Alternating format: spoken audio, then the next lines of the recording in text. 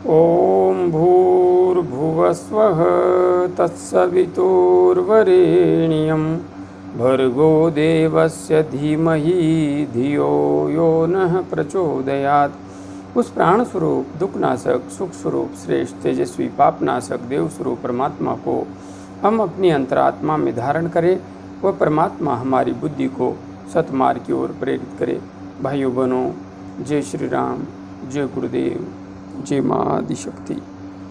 आप भाइयों बहनों की साधना से संबंधित जिज्ञासाओं का समाधान करते हुए मैं आज प्रथम जिज्ञासा सम्मिलित कर रहा हूँ। श्रीमान शांति प्रसाद विश्वकर्मा जी ने अपनी जिज्ञासा प्रकट करते हुए लिखा है। प्रणाम गुरु जी, प्रणाम शांति प्रसाद जी, प्रणाम। कृपया मेरी एक शंका का समाधान कीजिए। मूलाधार से जब ऊर्जा सब चक्रों को पार करते हुए सहस्रार चक्र तक पहुंचती है तो क्या ये स्थिति ही आत्म साक्षात्कार की स्थिति है या इसके भी आगे आत्म साक्षात्कार है? कृपया मार्गदर्शन करें। शांति प्रसाद जी, वास्तविक रूप में यदि देखा जाए तो आत्म साक्षात्कार का विज्ञान इसी मार्ग से होकर के गुजरता है। किंतु जहाँ तक बात है आत्म साक्षात्कार की, तो जब साधक की प्राण ऊर्जा मूलाधार चक्र से सहस्रार चक्र तक प्रवाहित होने लगती है और साधक सहस्रार चक्र पर गहराई से ध्यान करता है, उस स्थिति में अपने आप स्वतः ही उसके हृदय में एक दिव्य प्रकाश का प्राकट्य होता है, अद्भुत प्रकाश का प्राकट्य होता है। और यह किसी साधक के किसी भी प्रकार से विशेष प्रयास से नहीं, बल्कि सामान्य रूप से सहस्रार चक्र पर ध्यान करते हुए जितना साधक निर्विचार अवस्था में पहुंचता है, उतना ही वह आत्मबोध के नज़दीक पहुंचता है। इसलिए सहजता से ध्यान करते हुए किसी दिन यह घटना घट जाती है। यही आत्म साक्षात्कार है। हाँ, जो आपने लिखा है उससे एक कदम आगे आत्म साक्षात्कार घटित होता है। आगे भाई रावल राजवीर जी ने अपनी जिज्ञासा प्रकट करते हुए लिखा है। जय गुरुदेव, जय माँ आदिशक्ति। प्रणाम सर, प्रणाम राजवीर जी, प्रणाम सर। मैं सुषुम्ना में प्राण का प्रवाह कैसे करें उस विधि का अनुसरण करके ध्यान करता हूँ। 45 मिनट तक ध्यान करता हूँ, पर 2 दिन से आज्ञा चक्र पूरा दिन दबाव महसूस होता है। क्या मैं सही मार्ग पर हूँ? कृपा करके मार्गदर्शन करें। वैसे आप लंबे समय से मेरे से जुड़े हुए हैं, तो सुषुम्ना नाड़ी में प्राण का प्रवाह कैसे करें, इसके साथ ही आप भ्रामरी प्राणायाम भी अवश्य करते होंगे। और यदि नहीं करते हैं तो आज से ही अपनी साधना में सुषुम्ना नाड़ी में प्राण का प्रवाह कैसे करें, उस विधि के साथ में भ्रामरी प्राणायाम को अवश्य सम्मिलित कर लीजिए। और इसे समझने के लिए आप आज्ञा चक्र का जागरण कैसे करें, ध्यान कैसे करें, कुंडलिनी शक्ति का जागरण कैसे करें, इनमें से कोई भी वीडियो देख सकते हैं। अब जहाँ तक बात है, आपने जो पूछा है कि 45 मिनट तक ध्यान करता हूँ, 2 दिन से आज्ञा चक्र पर पूरा दिन दबाव महसूस होता है। दबाव महसूस हो रहा है, इसका अर्थ है आपका ध्यान टिक गया है। उसी की वजह से यह सब हो रहा है। बिल्कुल आप सही दिशा में आगे बढ़ रहे हैं। बढ़ते रहिए अच्छी तरह से प्राणायाम का अभ्यास करते हुए। आगे तरसेम लाल जी ने अपनी जिज्ञासा प्रकट करते हुए लिखा है। हरि ओम तत्सत। हरि ओम तत्सत। तरसेम जी प्रणाम मुनिवर, खुश रहिए। क्या आत्म साक्षात्कार करना ही कुंडलिनी जागृत होता है या कोई अंतर है? कुंडलिनी शक्ति का जागरण आत्म साक्षात्कार करने के पहले होता है या बाद में? कुंडलिनी शक्ति का नाम कैसे पड़ा और इसका अर्थ क्या है? तरसेम जी आगे लिखा है आपका शिष्य। तरसेम जी, आपके जैसा शिष्य सभी को प्राप्त हो ताकि सभी गुरुओं का अच्छी तरह से तेल निकाल ले। चलिए, आपने जो पूछा है उसकी ओर आगे बढ़ते हैं। क्या आत्म साक्षात्कार करना ही कुंडलिनी जागृत होना है? बिल्कुल, आत्म साक्षात्कार करना ही कुंडलिनी जागृत होना है। आगे आपने लिखा है या कोई अंतर है? कोई भी अंतर नहीं है। कुंडलिनी जागरण होने के बाद ही आत्म साक्षात्कार होता है। जब तक साधक का प्राण सुषुम्ना मार्ग से उदर होते हुए सहस्रार चक्र तक नहीं पहुंचता, तब तक कोई भी साधक आत्म साक्षात्कार करने में कभी भी समर्थ नहीं हो सकता। इसलिए दोनों एक ही हैं। और हाँ, कुंडलिनी जागरण होने का परिणाम आत्म साक्षात्कार है। कुंडलिनी शक्ति का जागरण आत्म साक्षात्कार करने के पहले होता है या बाद में?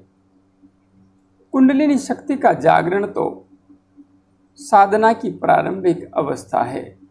जब आप साधना करना प्रारंभ करते हैं तो आपका प्राण सुषुम्ना मार्ग से उदर होने लगता है। इसी को कुंडलिनी जागरण कहते हैं। प्राण का प्रवाह सुषुम्ना मार्ग से प्रवाहित होने लगा तो चक्रों में विभिन्न क्रियाएं होने लगेंगी। हाँ, कुंडलिनी शक्ति जब पूर्णतया सहस्रार चक्र तक पहुंच जाती है, उसके बाद आप आत्म साक्षात्कार करते हैं। इसलिए आत्म साक्षात्कार कुंडलिनी शक्ति जागृत होने के बाद में होता है। आगे आपने लिखा है, कुंडलिनी शक्ति का नाम कैसे पड़ा और इसका अर्थ क्या है? कुंडलिनी शक्ति का नाम कैसे पड़ा? वैसे तो यह नाम मैंने नहीं रखा है, हमारे ऋषि मुनियों ने रखा है, योगियों ने, यति तपस्वियों ने रखा है।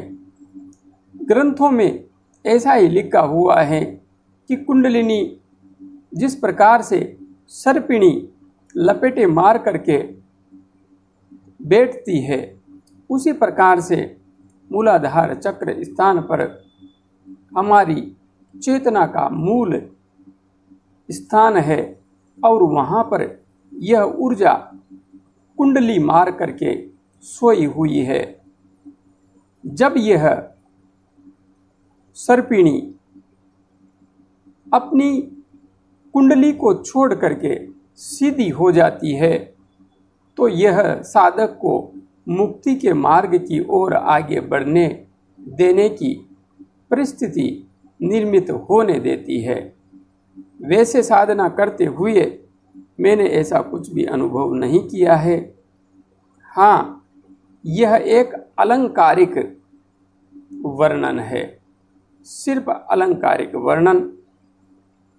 इसमें समझने की बात यही है कि जब आप प्राण ऊर्जा को जागृत करना चाहते हैं तो यह प्रारंभ में सहजता से जागृत नहीं होती है, दबाव लगाना पड़ता है, तब जाकर के यह सीधी होती है, जागृत होती है। और जब जागृत हो जाती है तो यह जिस प्रकार से सर्पिणी चलती है उसी प्रकार से ऊपर की ओर भी उठती है।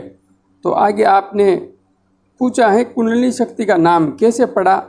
तो सर्पिणी के समान कुंडली का आकार ऋषि मुनियों ने बताया है, घेरा बना करके यह ऊर्जा स्थित है, इसी वजह से इसको कुंडलिनी कहते हैं। और इसका अर्थ क्या होता है? कुंडली का मतलब होता है घेरा वलय, तो इसका अर्थ भी आप गोल घेरे से ले सकते हैं। सर्कल बना हुआ है, बस यही है। बाकी साधना करते हुए आगे बढ़िए। वैसे तो आप लंबे समय से साधना कर ही रहे हैं, तो काफ़ी कुछ आप स्वयं समझ ही गए हैं, किंतु मैंने इतना ही समझा है। आगे भाई संदीप ने अपनी जिज्ञासा प्रकट करते हुए लिखा है, गुरुदेव सादर प्रणाम। प्रणाम संदीप, प्रणाम। मैं संदीप, आपका चैनल आजकल ठीक नहीं चल रहा है। कमेंट बंद मत कीजिए। चैनल पर जाने पर आपका वीडियो पॉइज हो रहा है। भाई संदीप, आपने नाम लिखा, यदि आप स्थान भी लिख देते तो मैं आपको अच्छी तरह से पहचान पाता। जहाँ तक बात है वीडियो में कुछ समस्या हो रही है, तो इसके संबंध में मुझे कुछ भी पता नहीं है। जब तक आप सब किसी प्रकार से मुझे सूचना नहीं देंगे, बताएंगे नहीं कि कुछ हो रहा है, कोई समस्या आ रही है, तो मुझे पता नहीं चलेगा। आपने बताया है कि ऐसा हो रहा है, तो इसको दिखवाएंगे।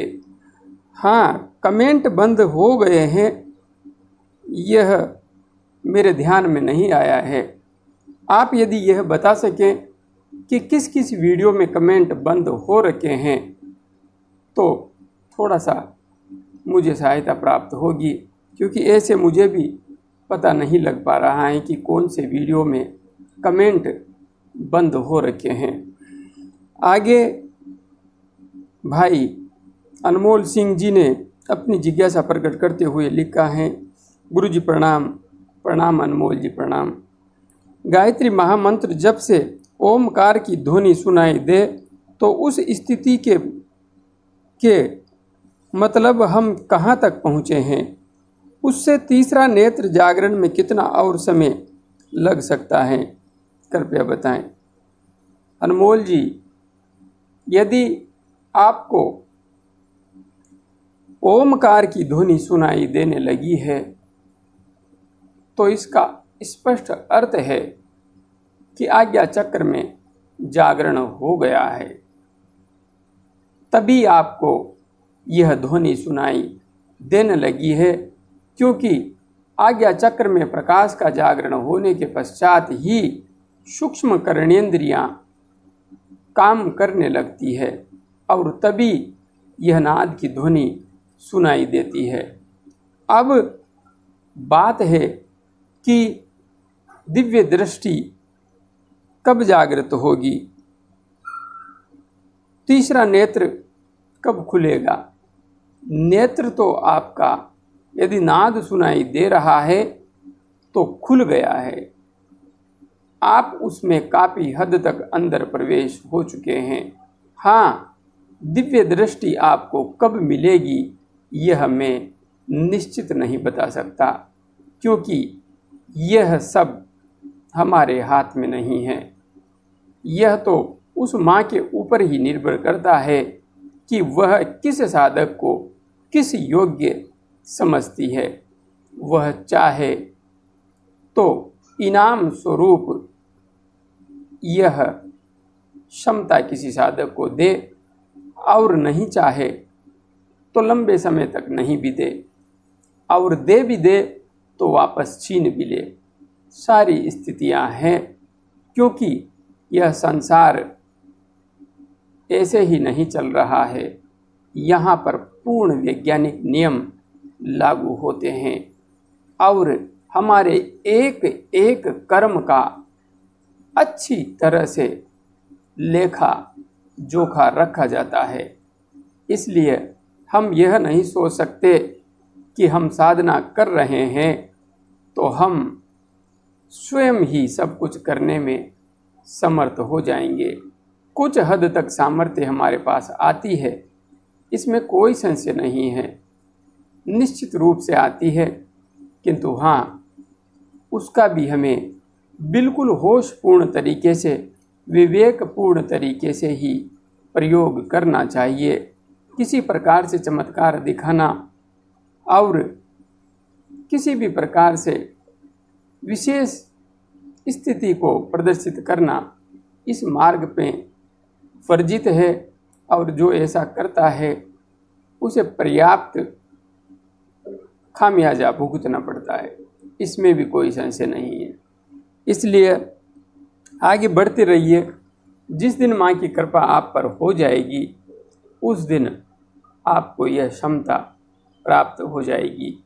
बस आप सिर्फ साधना पर ध्यान दीजिए, साधना पर। जय गुरुदेव, जय माँ आदिशक्ति।